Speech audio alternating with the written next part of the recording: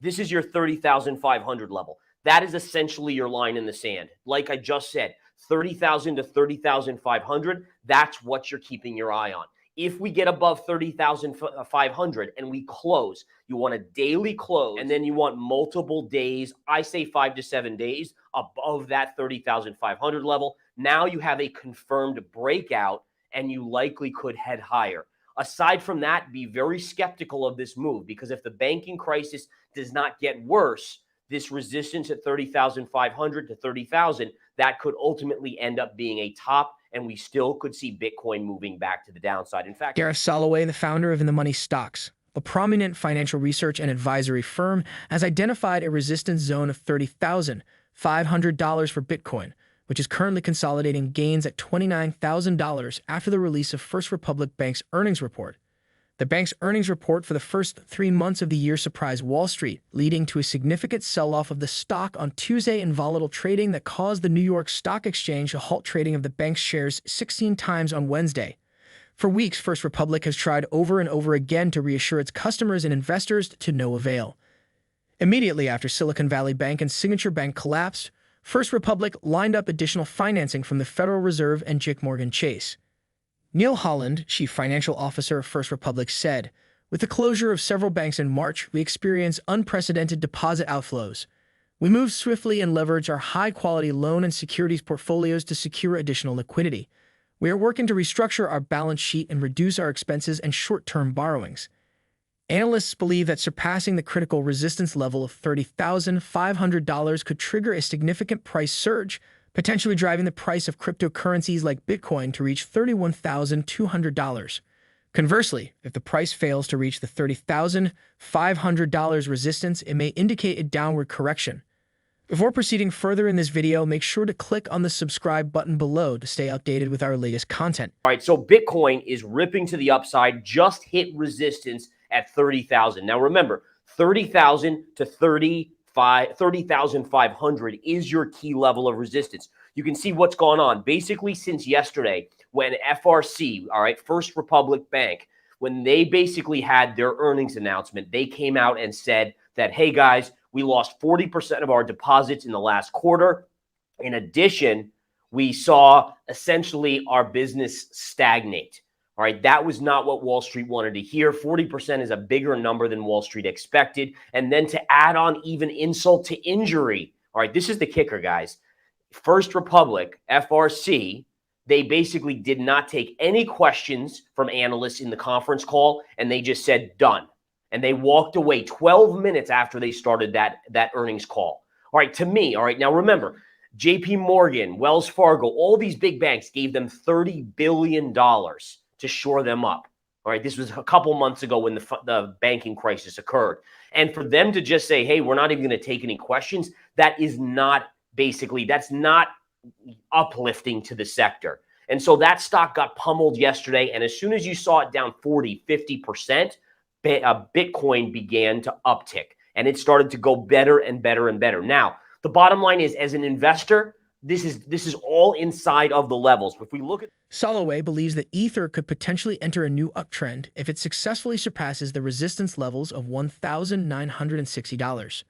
Soloway drew a comparison between Bitcoin and gold, as both are commonly regarded as stores of value, while Ether and silver are considered to have more practical uses. While Bitcoin's limited supply and decentralized nature make it a reliable store of value, Ether's utility gives it an advantage in terms of practical applications. Additionally, Soloway anticipates a 25 basis point hike in the upcoming Fed meeting, which could bring the federal funds target rate to a range of 5% to 5.25%, leading to a mild recession. Look at the chart here. Look at where we're hitting. We're hitting resistance on Ethereum here. This upsloping trend line, a beautiful upsloping trend line. This is the key point. Now, one of the things I want to mention here, look at how Ethereum is not at the recent highs like Bitcoin is. What does that tell us? It tells us that Bitcoin is your pure play when the banking crisis is going on. Sure, you're seeing a bit in Ethereum, but it's not the same magnitude that you're seeing in Bitcoin, because Bitcoin is a pure play. Always remember that in 10 years, 20 years with Bitcoin, it's the pure play, just like gold is the pure play. If I had to put it in comparison, I would say Bitcoin is to gold as Ethereum is to silver. All right, think about that. Think about how silver doesn't really go one for one with gold because silver has an industrial side to it plus a store of safety. Gold is just a pure store of safety. So kind of a cool little concept to think about. Bitcoin equals gold. Ethereum is equal to silver when it comes to investing. All right, so watch this level around 1960 on Ethereum. That is going to be a very pivotal level here. Let's see if we get through that. I'm still in the camp on a macro basis, by the way, that we still see a recession in the second half. You're seeing economic news continue to weaken. The jobs number continue to weaken. All this stuff is continuing to show us likely recession. By the way, the Federal Reserve actually told us a mild recession in the second half. Like I've said in so many interviews since I said this the first time, if they're saying mild and they said transitory, and look at what we got, all right? They said transitory inflation, we got horrible inflation. They say mild recession, it's probably going to be a little bit worse than mild recession. By the way, one more little tidbit, the Fed will be announcing a rate decision next week on Wednesday. The expectation is a 25 basis point hike in interest rates. So they're still hiking here, guys. They're still tightening the noose, if you will, around the economy. Soloway thinks the yellow metal's price rise, which has taken it close to its all-time high, is definitely the real deal. According to Soloway, we should break the all-time highs around US $2,075. And I think by year end, you're looking at US $2,300 at minimum. In his previous interview, when asked if silver will pass $30 this year, he said it's a possibility, but that would be the high end of his target range. As he reminded investors, silver's industrial side could weigh on it during a recession. Soloway compared the movements of gold and silver to that of a marathon runner who requires brief breaks to recharge before the next race. In other words, like a runner, the prices of gold and silver may experience periods of consolidation and correction before resuming their upward trend. What we're seeing again here in the markets is a slight up day. We're continuing to grind higher. And again, what I'm looking at here, I can see if there's a couple questions that people want to look at. Let's look at gold. I want to make sure we check out gold here, see what gold's up to this morning. If we bring up gold on the charts, gold to me continues to be in a sideways consolidation pattern. Ultimately, this is the beginning of bullish consolidation that will lead us through the all-time highs on gold. But I still think you're due for a pullback to around the 1900 to 1915 level. If I zoom out the charts, and this is all charting again, just letting the charts dictate to me. Short term, we're extended.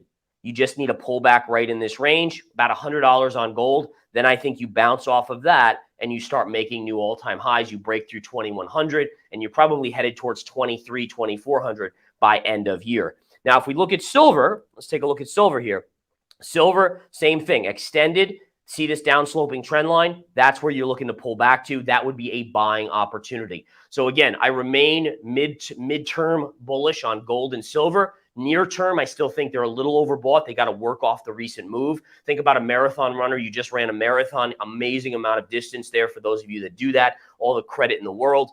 But you do need a break, right? You can't just run another marathon right after. You need a break. You need to recharge. So when a chart makes a huge move up or down, it needs consolidation. Consolidation is a runner's break. And that's a way to recharge the battery before continuing its next marathon. So with silver and gold, I think they both go higher, but you probably just need a little bit more downtime after such a big move to the upside.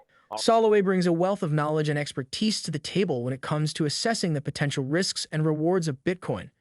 If Bitcoin's price fails to break through the $30,500 resistance level, another decline may ensue. Gareth Soloway gives his perspective about First Republic Bank earnings announcement and performance of Bitcoin, Ether, and gold. Feel free to share your thoughts in the comments section below. If you found this information helpful, then like this video and subscribe to our channel. We will bring you more updates in the future.